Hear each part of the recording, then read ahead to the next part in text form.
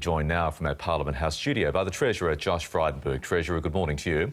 Good morning, Michael. Go to the tax cut shortly, but Alex Sigley, the Australian, is now safely back in Tokyo after being released from North Korea. Are we any closer to understanding why he was detained by the North Koreans in the first place?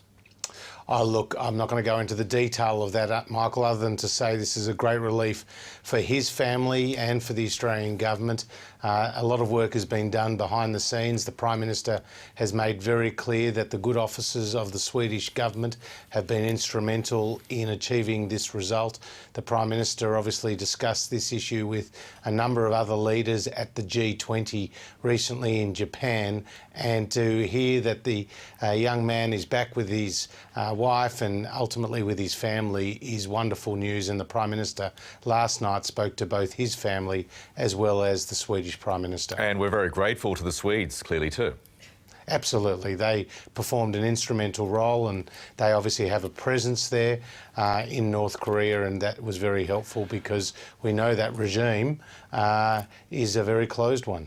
Now, let's go to the tax cuts. They have passed the Senate. For those eligible, what is the quickest date, the earliest date they could receive that rebate? Well, I've spoken to the Tax Commissioner and his staff will be working through the weekend. So from next week, people will start to see the money flow. They obviously need to put in their tax return for the 18-19 year.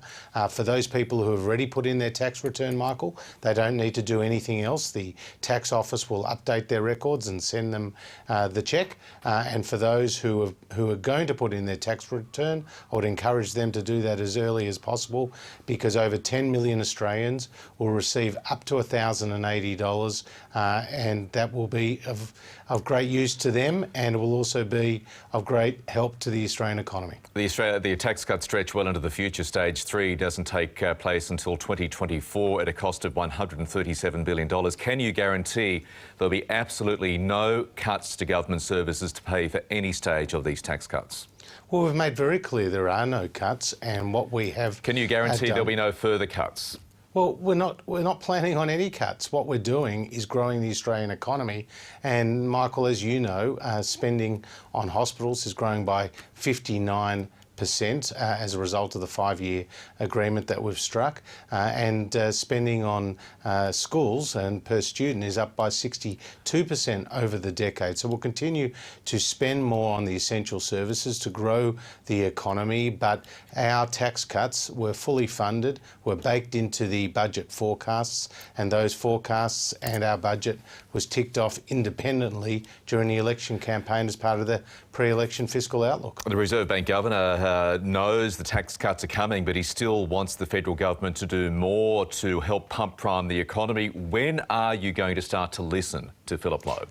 Well, Michael, firstly, we have a fantastic, constructive and productive relationship with the Reserve Bank Governor, and very much respect his opinions, and we do agree with him that it's not only monetary policy that needs to do the heavy lifting here, it's actual fiscal policy, and that's why we set out in the budget the plan for tax cuts, which he has welcomed, and will boost the household disposable income by putting around $8 billion a year into the economy.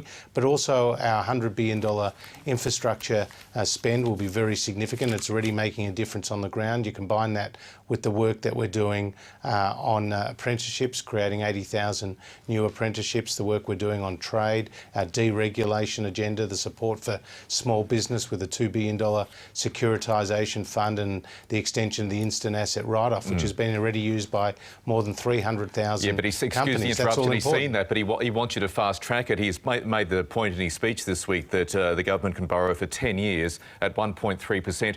He is virtually begging you to borrow to do more to help improve this economy. Why won't you take him up on that?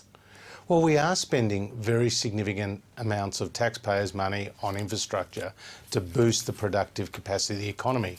Now, states can also do their part, and for example, we'd love to hand over $4 billion to the Andrews government to build the East-West link, as long as he just gave the tick off. So that's one big project we'd like to see go ahead, and go ahead fast. At the same time, the Reserve Bank Governor's statement of just a few days ago said employment growth was strong in the economy, that their central scenario about trend growth remains, and that the investment in infrastructure is having an impact in offsetting some of the challenges we're facing in other parts of the economy, namely household consumption, the softening in the housing market, as well as the impact of flood and drought.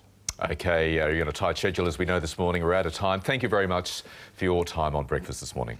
Great to be with you, Michael.